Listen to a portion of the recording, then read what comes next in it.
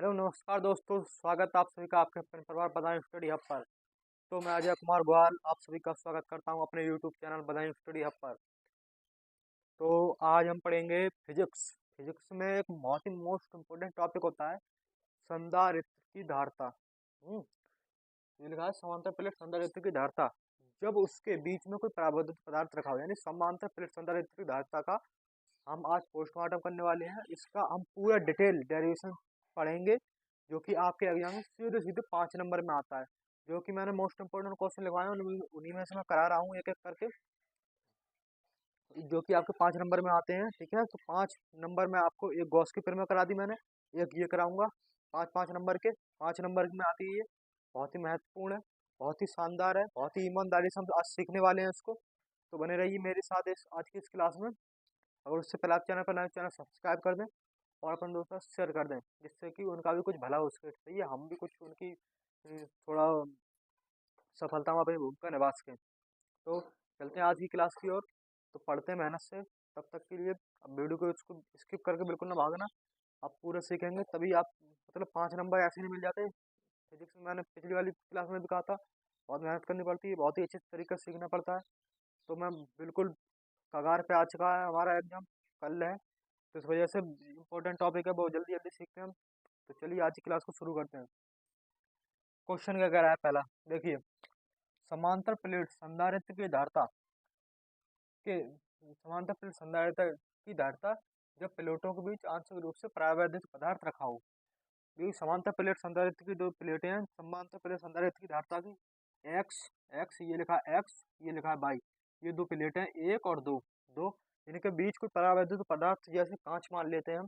कांच रखा है, इसकी मोटाई टी है, इन प्लेटों के बीच की दूरी स्मॉल डी है, ये पृथ्वी से जुड़े हुए रखे हैं। सही है, प्लेटें हैं ये, परावैद्युत पदार्थ रखा है। अब इसमें हम सॉल्व करने जा रहे हैं इसको। ठीक है, तो बने रहिए आज की क्लास में मेरे साथ। तो देखिए क्या लिखेंगे पहले। ये तो है ही हमारी हेड, ठीक है, हेड वहां तक। सही है, क्या लिखेंगे देखिए। पहले 2-3 लाइनें लिखेंगे, उसके बाद हम डेरिवेशन को सॉल्व करेंगे। सही है, देखिए। देखिए लिखिए, माना माना माना एक्स बा बाई समांतर प्लेट संधारित्र की दो प्लेटें हैं। सही है, समांतर प्लेट एक्स बा बाई समांतर समांतर प्लेट समांतर प्लेट समांतर प्लेट। सही है, समांतर प्लेट संधारित्र की संधारित्र की समांतर प्लेट संधारित्र की धारता की समांतर प्लेट संधारित्र की धारता की धारता की दो प्लेटें हैं, दो प्लेटें हैं। ठीक है, दो प्लेटें हैं। मेरे पास थोड़ा बोर्ड छोटा है, तो इसमें इधर लिख रहा हूँ, यहाँ पर मैं डेरिवेशन भी करवाऊंगा। ठीक है, आपको देखिए, समांतर प्लेट संधारित्र की दो प्लेटें हैं। ठीक है, जिनकी जिनकी बीच की दूरी स्मॉल डी है तथा क्षेत्रफल क्या है, कैपिटल है। जिनकी देखिए ऐसे लिखते हैं हम, जिनकी बीच की दूरी जिनकी जिनकी बीच की दूरी स्मॉल डी है तथा क्षेत्रफल कैपिटल ए है। दिखाई दे रहा है आपको, तथा क्षेत्रफल क्या है, कैपिटल ए है। क्लियर यहाँ तक, ठीक है। अब एक लाइन और लिखेंगे हम, यहाँ से लिखेंगे, माना माना प्लेटों के बीच प्लेटों के बीच प्लेटों के बीच प्लेटों के बीच कोई परावैद्युत पदार्थ, प्लेटों के बीच ये परावैद्युत पदार्थ रखा है ये। ठीक है, ये पदार्थ परावैद्युत पदार्थ है टी मोटाई का। माना प्लेटों के बीच टी मोटाई का टी मोटाई का टी मोटाई का टी मोटाई का कोई परावैद्युत पदार्थ, जैसे कोई कोई परावैद्युत पदार्थ रखा है, परावैद्युत पदार्थ रखा है, जिसकी जिसकी मोटाई जिसकी मोटाई स्मॉल टी है तथा परावैद्युतांक तथा परावैद्युतांक तथा परावैद्युतांक कैपिटल ए है, के है, ठीक है। तब परावैद्युतांक क्या है, कैपिटल के है। जिसकी वायु में दूरी, वायु में दूरी, ठीक है, जिसकी वायु में दूरी, वायु में दूरी d माइनस टी है, ठीक है। पूरी, ठीक है, डी पूरी की यहाँ तक की दूरी है, इसमें से डी में से स्मॉल टी घटा दी, सही है। तो हमें वायु की दूरी मिल गई। इसमें कितनी वायु इसमें, जैसे ये तो परावैद्युतांक है, इसमें वायु तो पास हो नहीं सकती, तो इसकी स्मॉल कैपिटल डी में से स्मॉल डी में से कैपिटल टी घटा देंगे तो हमें वायु की दूरी पता चल जाएगी, ठीक है। वायु में दूरी डी माइनस स्मॉल टी है, ठीक है। अतः अतः अतः वायु में वैद्युत क्षेत्र की तीव्रता क्या लिखेंगे, अतः वायु में वैद्युत क्षेत्र की तीव्रता क्या लिखेंगे, अतः वैद्युत क्षेत्र की तीव्रता, ठीक है, वैद्युत क्षेत्र की तीव्रता। क्लियर। अब देखिए यहाँ से हमारा डेरिवेशन शुरू होती है, यहाँ से हम डेरिवेशन को धीरे धीरे सॉल्व करते जाएंगे आगे की ओर, ठीक है। क्लियर। देखिए अब वैद्युत क्षेत्र की तीव्रता क्या होती है, ई नॉट बराबर sigma upon epsilon not, sigma upon epsilon not, ठीक है, सिग्मा अपॉन एप्सिलॉन नॉट। अब चूंकि सिग्मा बराबर होता है क्यू अपॉन ए, सिग्मा बराबर क्या होता है, क्यू अपॉन ए। क्लियर, यहाँ तक बात क्लियर, सही है। अब सिग्मा का मान यहाँ पर रख दीजिए। अब E nought is equal to Q upon a epsilon nought, Q upon a epsilon nought. Clear, यहाँ तक बात क्लियर। समीकरण नंबर इससे एक का नाम हम दे देंगे, समीकरण नंबर एक का हम इसे क्या दे देंगे, नाम, ठीक है। अब क्या लिखेंगे, परावैद्युत पदार्थ की वैद्युत क्षेत्र में तीव्रता, वैद्युत क्षेत्र की तीव्रता परावैद्युत पट्टी में, अब लिखेंगे परावैद्युत पट्टी में, परावैद्युत यहाँ पर लिखेंगे परावैद्युत पट्टी में, इसमें पट्टी में वैद्युत क्षेत्र की तीव्रता, वैद्युत क्षेत्र की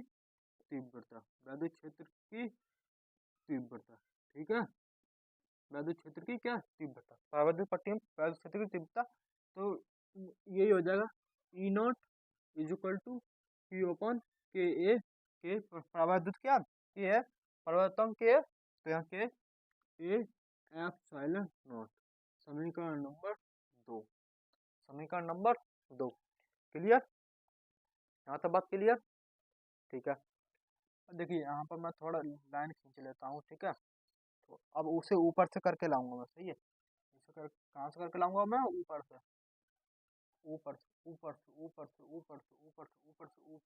ठीक है। यहाँ तक बात क्लियर, बताइए समझ में आया, clear. E nought is equal to Q upon K A epsilon not, यहाँ तक बात क्लियर, कोई दिक्कत नहीं होनी चाहिए। अब देखिए, अब यहाँ पर लिखेंगे यदि विभवांतर बी हो तो, यदि विभवांतर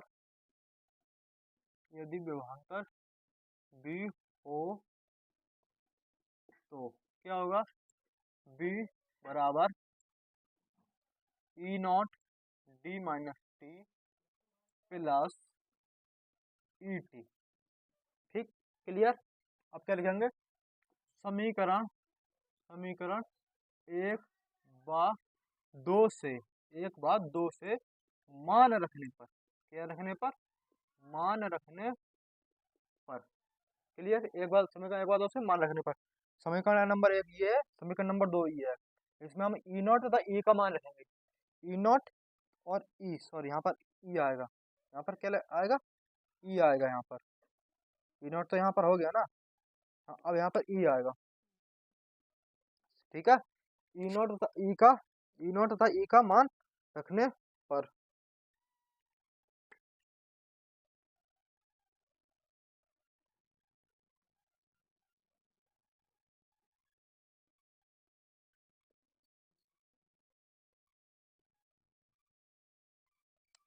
ठीक है, क्लियर।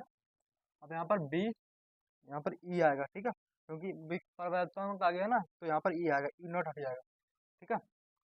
तो यहाँ पर क्या आएगा, बी बराबर, अब यहाँ पर देखिए ई नॉट का मान ये है, तो यहाँ पर करेंगे Q upon A F साइलन not और डी माइनस टी प्लस ई का मान क्या है, Q upon K A F साइलन not, Q upon K A F साइलन not, क्या बचा, अब टी बचा। ठीक है, क्लियर, यहाँ तक बात क्लियर होनी चाहिए, वहां तक क्लियर। ठीक है, अब यहाँ से हम क्या करेंगे, Q upon K A epsilon not को क्या ले लेंगे, कॉमन ले लेंगे। Q upon A epsilon not यहाँ पर भी है और Q upon A epsilon not यहाँ पर भी है, तो इसे हम क्या ले लेंगे, कॉमन ले लेंगे। ठीक है, कॉमन ले लिया, यहाँ पर कॉमन लो भाई। तो Q upon A epsilon not common ले लिया। ठीक है, बड़ा ब्रैकेट चढ़ाया, डी माइनस टी प्लस यहाँ पर क्या बचा, Q upon a epsilon not तो निकल गया, अब टी अपॉन के बचे यहाँ पर। सही है, तो टी अपॉन के इसे देते हैं हम समीकरण नंबर 3, समीकरण नंबर 3। ठीक है, कोई दिक्कत परेशानी कुछ नहीं होनी चाहिए। सही है, अब लिखेंगे संधारित्र की धारिता। अब यहाँ पर क्या लिखेंगे हम, संधारित्र की धारिता। अब यहाँ पर लिखेंगे संधारित्र की धारिता। संधारित्र की धारिता क्या होती है, C बराबर क्यू अपॉन वी। C बराबर क्यू अपॉन वी, ये तो पढ़ा होगा, बहुत छोटा सूत्र है संधारित्र की धारिता का। C बराबर क्यू अपॉन वी, इसका मात्रक क्या होता है, फैराड। क्या होता है, फैराड। ठीक है, एक नंबर यहाँ से क्लियर हुआ।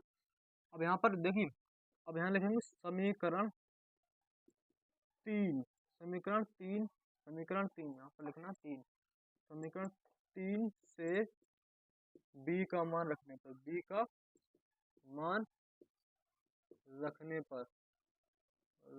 पर सही है, c बराबर q। ठीक है, अब b का मान ये है, b का मान, अब इसे यहाँ पर रखो, क्या आएगा, q upon a epsilon not बड़ा ब्रैकेट छोटा bracket D minus T plus T upon के, इतना आया, रख दिया ये मान उठाकर यहाँ पर मैंने।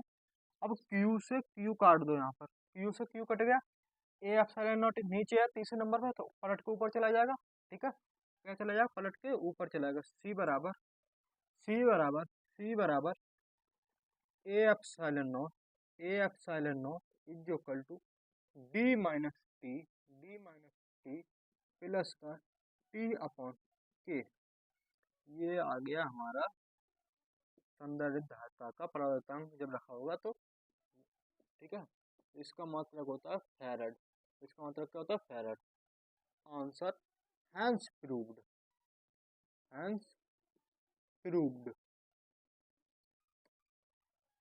ठीक है, क्लियर, देख लीजिए, बहुत ही सरल तरीके से आप इसका स्क्रीनशॉट भी ले लेना। और वीडियो पसंद आए वीडियो को लाइक करें, चैनल पर नए चैनल सब्सक्राइब करें और अपने दोस्तों के साथ शेयर करें। फिजिक्स में पढ़ा रहा हूँ, फिजिक्स का कल आपको एग्जाम है, आपको कल सुबह 8 बजे तक एक वीडियो और मिल जाएगी, जिसमें कि वो भी 5 नंबर देकर जाएगी आपको। तो आप जरूर इससे तैयार कर लें उन क्वेश्चंस को, बहुत ही इंपॉर्टेंट क्वेश्चन है, बहुत ही इंपॉर्टेंट डेरिवेशन है। तो मिलते हैं फिर अगली वीडियो के साथ, तब तक के लिए नमस्कार, धन्यवाद।